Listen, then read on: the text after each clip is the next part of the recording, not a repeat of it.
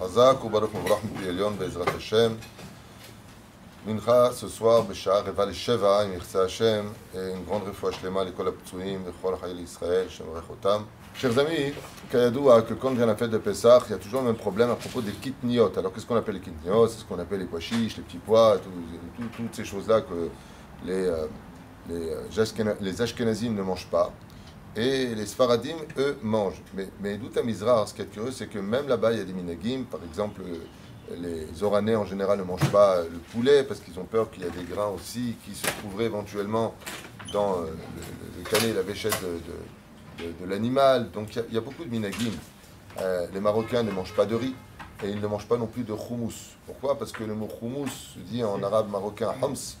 Et donc, ça rappelle hams. On a changé le samer en sadi. Ça rappelle le mot Hamet, ce qui est assez curieux d'ailleurs, parce que depuis quand est-ce que parce qu'on entend des mots, on ne peut pas manger? Ce sont des khumrot qui, bémet, sont assez intéressantes.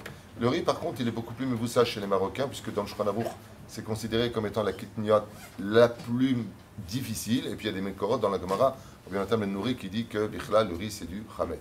Alors il y a d'autres raisons pour lesquelles il y a des minagim dans ce domaine. Il y a trois raisons qui sont citées ici que je vous ramène. Im bishlu kitniot adome lechita yavou bishlu chita beatzma.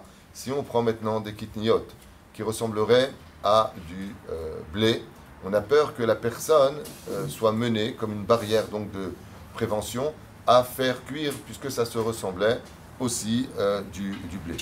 Première raison. Deuxième raison, kevan sheyesh mini kitniot chez aussi mais em kemach comme le tiras. Étant donné qu'on prend par exemple des kitniot comme le tiras, et ouais, merci. Je pense au corbeau. Ce que mange le corbeau. Le maïs, alors on en fait du kemach, ou de la figure de pomme de terre.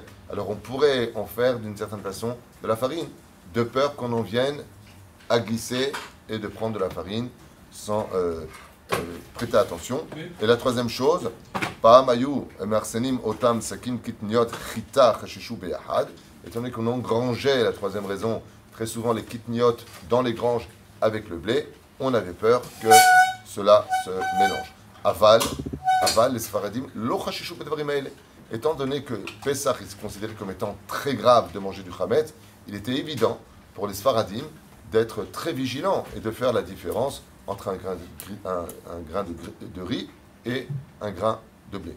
C'est pour cela que celui qui est marocain, par exemple, et qui, au Maroc, suivait ses minagim, le Rav Ovadia a dit que dès qu'il arrive en Israël, il peut se laisser ses minagim, s'il veut, au Maroc, et faire tout simplement Atarat Nedarim, et selon la Shita du Beth Yosef, suivre nos minagim, les minag de Rabbi Yosef Karo ici, où on peut manger du houmous, on peut manger du riz, juste faire Atarat Nedarim, ou à moins qu'on ne savait pas du tout.